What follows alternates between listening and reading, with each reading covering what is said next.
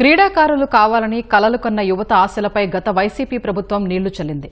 ఆడుదాం ఆంధ్ర పేరుతో నాసిరకం క్రీడా పరికరాలు కొనుగోలు చేసి కోట్ల రూపాయలు దోచుకున్న వైసీపీ నాయకులు క్రీడా సముదాయాల నిర్మాణాల్ని గాలికొదిలేశారు. అనంతపురం జిల్లా కల్లూరులో పోరాటాల ద్వారా సాధించుకున్న ఇండోర్ స్టేడియం ముళ్లకంపల పాలు చేసింది. దానికోసం కేటాయించిన భూమి కబ్జాలకు గురవుతోంది.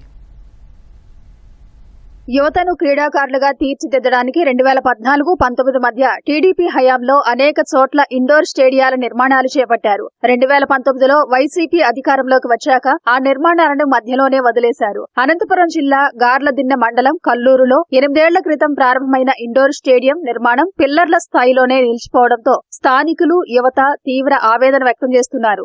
దాదాపు 2 ఎకరాల్లో చిల్లర ప్రభుత్వ భూమి ఇచ్చామని చెప్పారు. అది కూడా అంత ఇక్కడ పోతే అంత ఆక్రమించుకున్నారు అందరూ.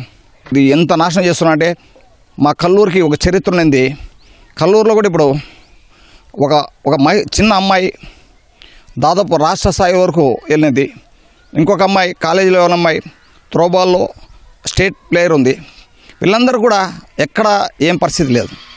పోతే హైవే పోవాలా, లేదంటే వాళ్ళ ప్రాణాలు పోగొట్టుకోవాలా, అంత తప్పితే ఏం పిలుస్తారు లేదు. ఏం చేయమన్నా మేము చేయడానికి కూడా సిద్ధంగా ఉన్నాం. మా ఊరికి స్టేడియం వస్తే చాలు, అంతకంటే మాకు ఇంకోటి లేదు, ఇంకో ఉద్దేశం లేదు, ఇంకొకరి మీద అపాదం లేదు, నిందలు లేవు. మేము వాళ్ళ కాలు ముక్తామని అడుగుతాను అంటే మా పరిస్థితి, మా ఊరు యువకుల పరిస్థితి ఎంత దయనీయంగా మీరు అర్థం చేసుకోండి సార్. ఇక్కడ రన్నింగ్ కొట్టడానికి సౌకర్యం లేకుండా పోయింది. ఎక్కువ హైవేలో పోవడం వల్ల ప్రాణాపాయం కూడా ఎక్కువ ఉన్నది. మాకు కనీసం స్టేడియం కూడా ఇచ్చేయాలని చెప్పేసి కోరుతున్నాం. ఇక్కడ ఎవరు పట్టించుకున్నారు, ఆక్రమణకు గురైంది. కనీసం మధ్యలో పోయిన ఇదంతా వాళ్ళు కట్టారు, కానీ మధ్యలో ఇదైపోయింది. ఇప్పుడు ఇక ముందైనా కూడా మనకి ఇది చేసుకొని మాకు స్టేడియం కోరుతున్నాము.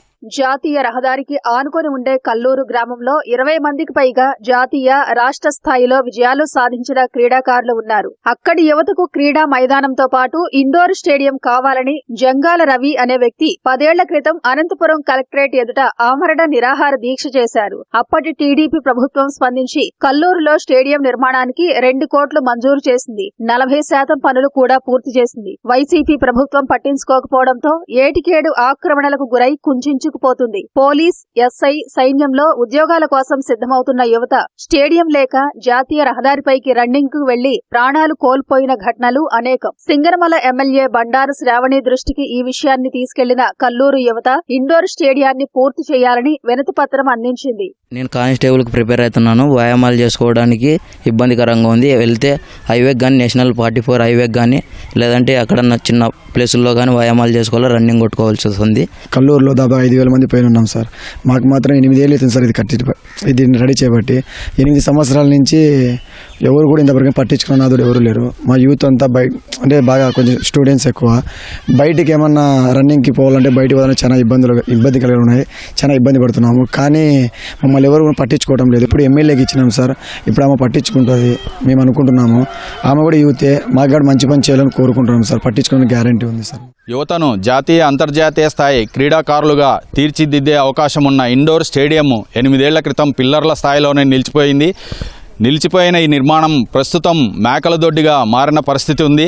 కూటమి ప్రభుత్వమైన ఈ నిర్మాణాన్ని పునఃప్రారంభించి ఇక్కడి యువతకు అందుబాటులోకి తెస్తే కల్లూరు నుంచి జాతీయ, అంతర్జాతీయ స్థాయికి ఎదిగే క్రీడాకారులను తయారు చేసే అవకాశం ఉంటుంది. కెమెరా పర్సన్ నారాయణతో లక్ష్మీప్రసాద్, అనంతపురం జిల్లా గార్లదిన్నె మండలం నుంచి.